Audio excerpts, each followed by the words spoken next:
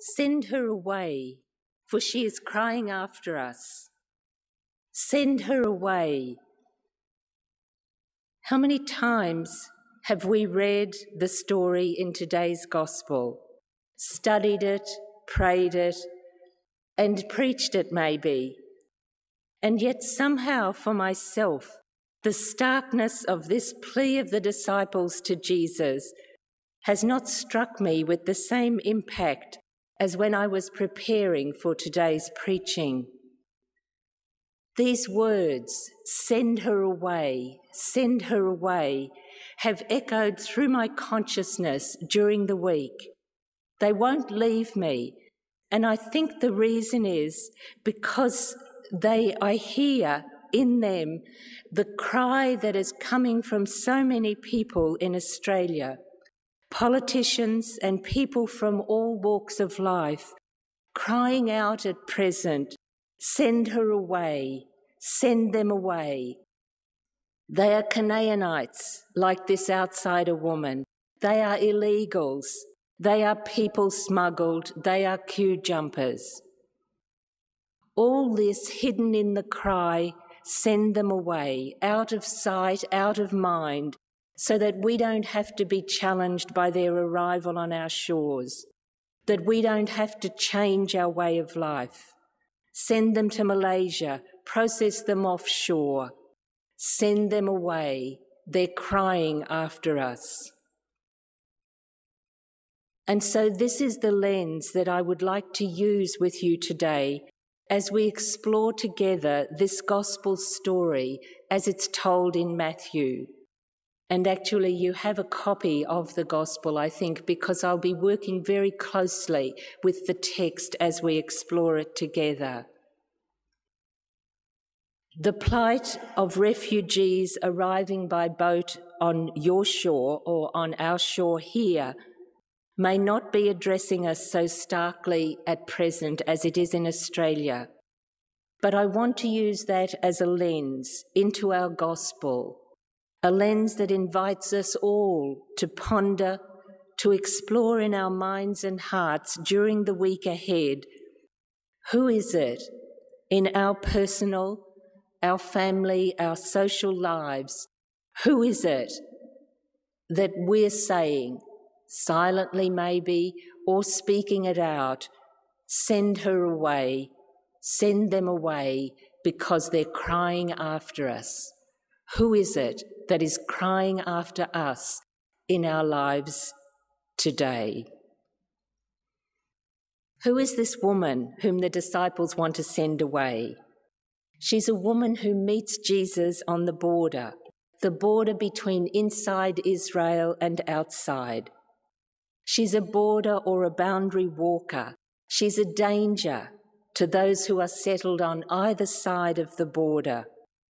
She's like millions of people in our world today, displaced people who are also worrying and displacing the settled. They breach borders, the borders we have constructed to say who is in and who is out. The gospel storytelling community, Matthew's community, made this woman other by giving her a name that wasn't hers. They called her Canaanite, which was the name of the ancient enemies of Israel. There are no Canaanites in the time of Jesus, so why call her by this name? It makes her outsider, not one of them. Just as naming asylum-seekers as illegal immigrants makes them not one of us. And so the gospel story this morning keeps inviting us into the story. Who is insider and who is outsider in our lives? How do we name them? How do we call them so that they are not us, so that we keep them outside? Who do we encounter on the border, that dangerous crossover place, who cry out to us, have mercy, have mercy. And for this woman, my daughter is tormented with a demon.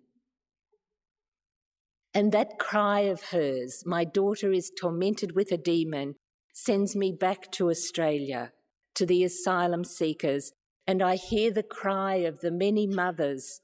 My children are traumatised by all they have been through. They're traumatised by being imprisoned when we hoped for freedom and welcome. They are refusing to eat. They are cutting themselves. They are violent. They are silent. My children are tormented with the demon of incarceration, they cry, just as the Canaanite woman cried. The cry of the other, the cry of the outsider, "Have mercy, have mercy."